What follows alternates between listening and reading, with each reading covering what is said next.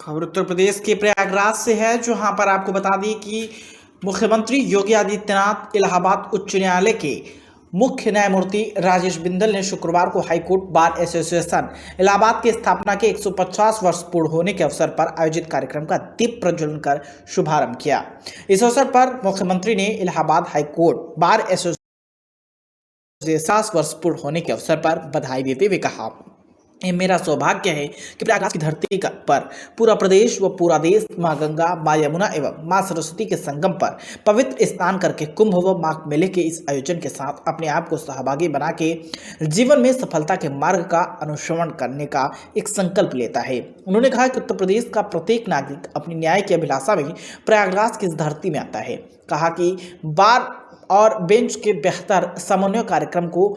Bar association के माध्यम से देख रहा हूं। उन्होंने कहा कि वास्तव में यह अधिवक्ता कुंभ ही है। यह हम सबका सौभाग्य ही है कि प्रयागराज की धरती पर हम सब के लिए प्राचीन काल से ही प्रेरणा की धरती रही। ये धर्म की धरती है, यहाँ आध्यात्म की प्रेरणा होती है। देश के अंदर शिक्षा के एक प्रमुख केंद्र की धरती रही है। ये धर्म की धरती है, यहाँ अध्यात्म की प्रेरणा होती है। प्रयागराज से bureau report Rishabh Dwivedi. Allahabad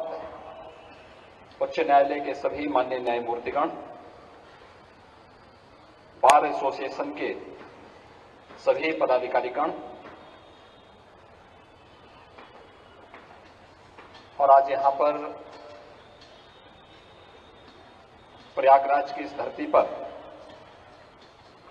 high court bar association के 150 वर्ष पूर्ण होने के उपलक्ष्य में आयोजित इस समारोह में उपस्थित सभी अधिवक्ता भाइयों बहनों,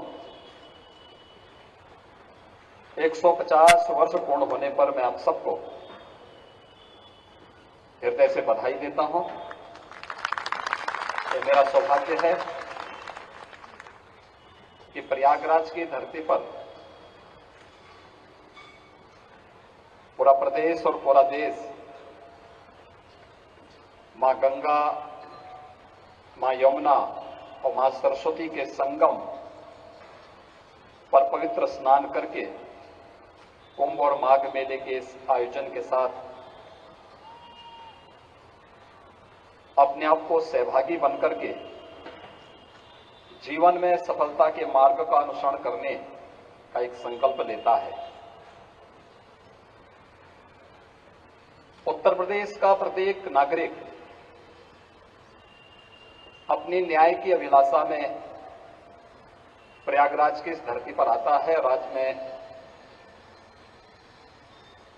बार और बेंच के इस बेहतर समन्वय के कार्यक्रम को बार एसोसिएशन के इस मंच के माध्यम से देख रहा हूं। वास्तव में यह भी अपने आप में अधिवक्ता कुंभ ही है और इसलिए इस अधिवक्ता कुंभ के अवसर पर मैं आप सबका हृदय से अभिनंदन करता हूं। ये हम सबका सौभाग्य है कि प्रयागराज की धरती हम सब के लिए प्राचीन काल से ही एक प्रेरणा की धरती रही है। ये धर्म की धरती है, अध्यात्म की एक प्रेरणा यहां से प्राप्त होती है।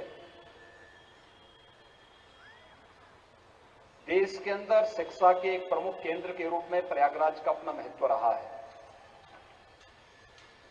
आज से 12,000 वर्ष पहले महर्षि भारद्वाज का गुरुकुल, जिसे आप भारत का पहला गुरुकुल कह सकते हैं, इसी प्रयागराज की धरती पर। और प्रयागराज हमारा न्याय का पवित्र मंदिर भी है, जहां पर अपनों से जब कोई व्यक्ति पीड़ित होता है, प्रताड़ित होता है, जीवन की हर प्रकार की आस और विश्वास को खो देता है, तो बड़ी आशा भरी निगाहों से वह फिर न्याय के इस मंदिर की ओर देखता है और यहां पर उसे जो राह मिलती है वह जीवन की एक नई राह होती है।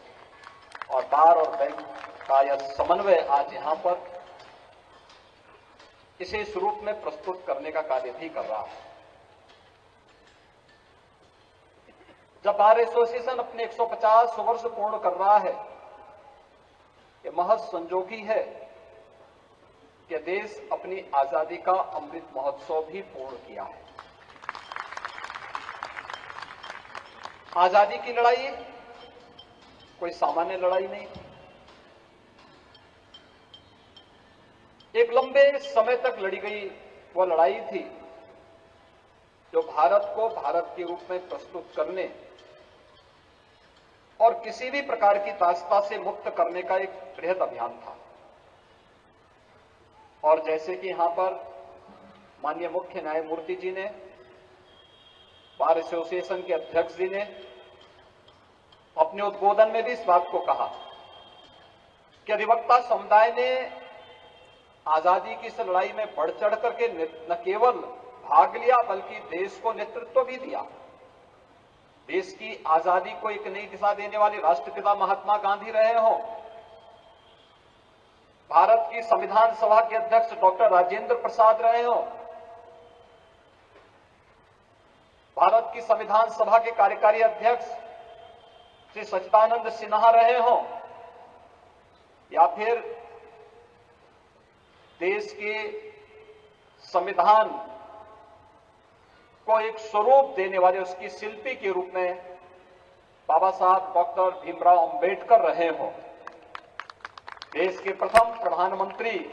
पंडित जवाहरलाल नेहरू रहे हों, या देश के प्रथम उप प्रधानमंत्री और गृह मंत्री के रूप में सरदार वल्लभ भाई पटेल रहे हों, देश का हर वह स्वतंत्रता संग्राम सेनानी जिसने उस कालखंड में जुल्म की परवाह के बगैर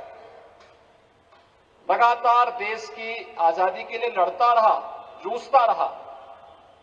उसमें अधिवक्ता समुदाय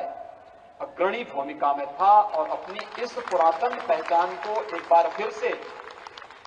आगे ले जाने की आवश्यकता है।